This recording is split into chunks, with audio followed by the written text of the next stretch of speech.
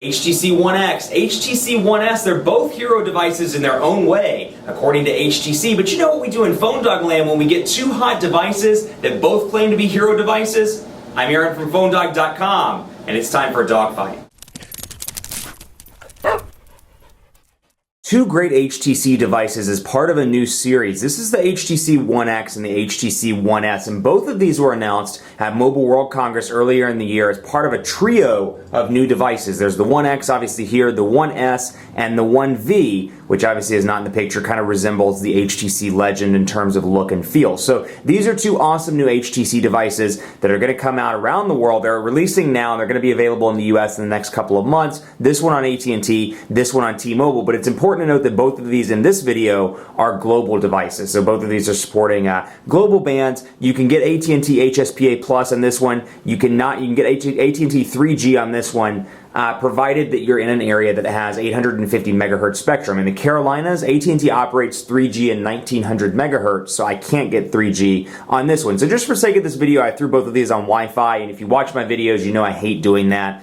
But I had to do that just to make it fair between the two because this one was on Wi-Fi and this one wasn't. But they're both on Wi-Fi now and connected to the same network. But before I get into that, special thanks to Best Buy Mobile for hooking us up with phones like this for use in our One Paw Bandit game, which you can play on the site and win free phones. When you go into Best Buy Mobile, you'll walk out working with either of these devices. They'll help you set up your email, your web, or whatever it is you buy at Best Buy Mobile. In the phone department, they'll help you get your settings ready to go, your contacts all in your phone, your camera settings good to go. So when you walk out the door, you're working at Best Buy Mobile. Let's take a look at both of these. You got your One X here, and just to give you a rundown of the specs, and again, these are the global specs. The One X has a quad-core 1.5 gigahertz NVIDIA Tegra 3 processor over here. So it's a quad-core device, first quad-core device to be available in retail stores, although it's important to note that the one that's coming to AT&T is going to be a dual-core Snapdragon S4 CPU. So actually, the processor that's in this one is going to be the same one that's in the AT&T version of this device when it lands in the States. But just for sake of this video, 1.5 gigahertz quad-core NVIDIA Tegra 3 processor. It's got a 4.7-inch HD display, 720 by 1280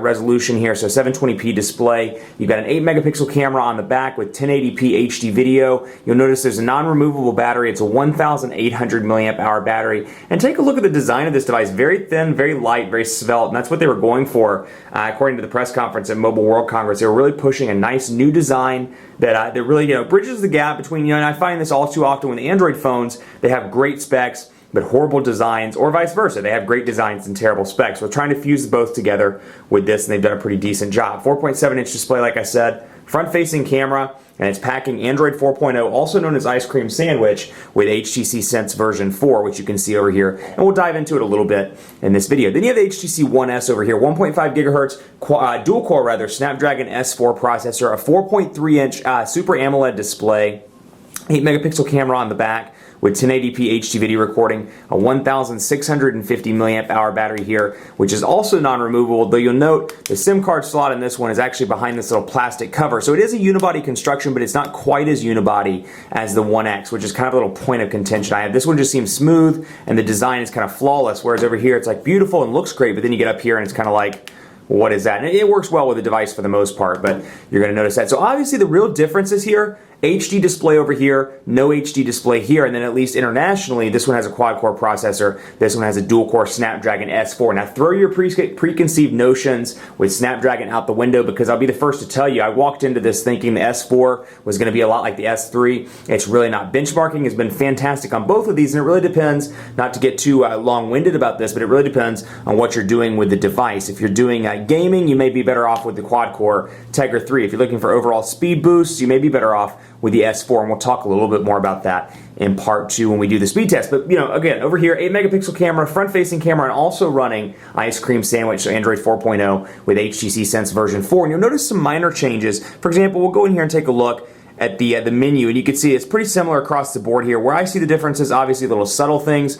You'll notice that both have 7 home screens, but you'll notice little color differences. You'll see green over here and blue over here. And I noticed a lot of those minor things as I was playing with both of these. And you'll also notice this little carousel thing that it does when I scroll between these two. You'll notice it does not do it over here. It just scrolls back and forth between them without actually any sort of carousel or animation effect over here. So that's a little bit of a difference. Also, you'll see up top your shortcuts, and this has been overhauled as part of Sense 4. If you really want to get an in-depth feel of this, take a look at my reviews of both of these devices. I don't want to spend too much time on that in the dogfight, since this is obviously kind of a comparo between both of these devices and not necessarily Sense 4. But you got some shortcuts up here. You got some pre-installed applications, although both of these are unlocked global versions, so you get 7 digital.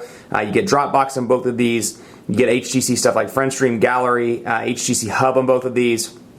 You get Google integration here, Google Plus and Google Plus Messenger.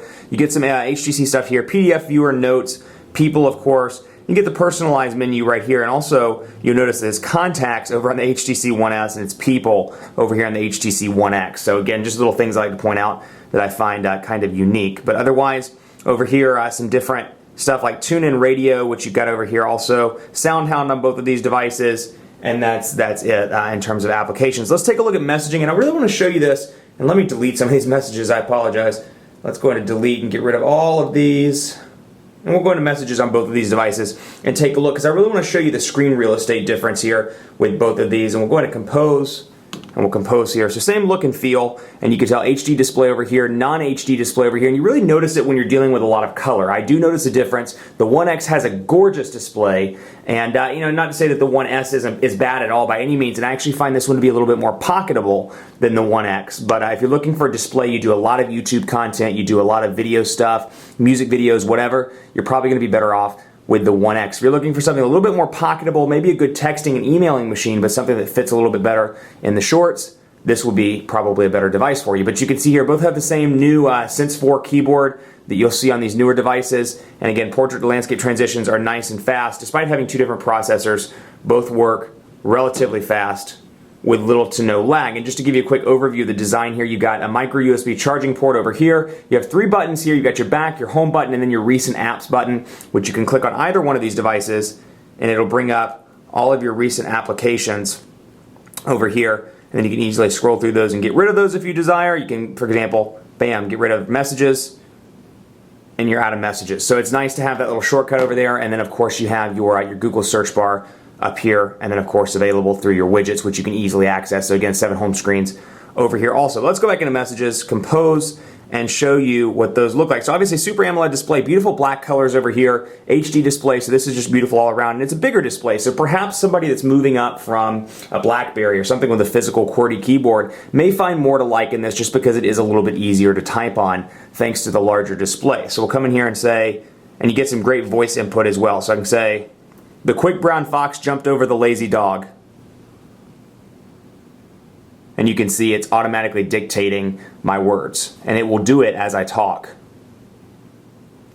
And it's not really doing it very well, but you get the idea. Same stuff over here, send, and then of course your ability to, it would do right hawk. I can say the fox is happy.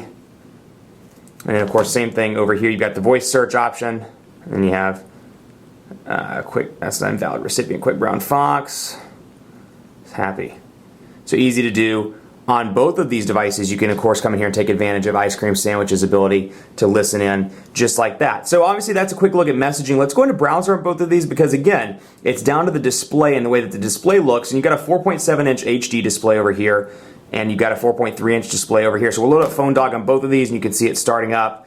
And you can really see here, this is where that screen real estate, you can really tell it's going to be maximized. And we'll wait for Phone Dog to load over here as well. It's taking its sweet time. Let's try that one more time and get Phone Dog to load over here. So Phone Dog's loaded up on both of these, and you can see pinch to zoom is very responsive on both. You've got the ability to pinch to zoom, and of course portrait to landscape, quick and easy. And you've got a nice transition effect in Ice Cream Sandwich, actually in Sense 4 now, as a part of Ice Cream Sandwich. Same thing over here. What you're really dealing with though is take a look at these up close and see the screen real estate difference. And you can see that obviously, even though it's a little bit larger, 4.7 over here as opposed to 4.3, you've really got some additional real estate to work with. Up here you can see your menu on both of these devices. Of course we can add tabs. So I'll click tabs on both, and I can easily scroll back and forth. So I can go into Instagram or go back to Phone Dog, and I can see all my different windows that are open. I can add a tab if I want to, and then go right back to Phone Dog and pick up where I left off. So pinch to zoom, relatively responsive on both of these devices. Browser department's great all around.